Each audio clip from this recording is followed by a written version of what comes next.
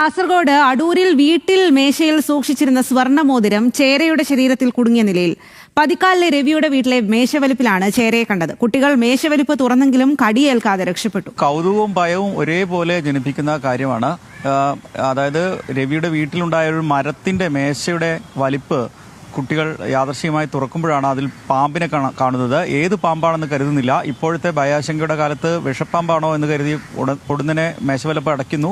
തുടർന്ന് വനംവകുപ്പിനെ അറിയിക്കുന്നു. വനംവകുപ്പ് വന്ന് റെസ്ക്യൂ ടീം വന്ന് ഇത് നോക്കുമ്പോഴാണ് അത് ചേരയാണ് എന്ന് മനസ്സിലാവുന്നത്. മാത്രവുമല്ല ചേര അവിടെ ഈ മേശവലിപ്പിൽ സൂക്ഷിച്ച സ്വർണ്ണമോതിരത്തിന്റെ ഇടയിൽ കുടുങ്ങിയ നിലയിലായിരുന്നു കണ്ടെത്തിയത്. തുടർന്ന് റെസ്ക്യൂ സംഘമാണ് ആ മോതിരം എടുത്ത് ചേരയെ പുറത്തേക്ക് വിട്ടത്.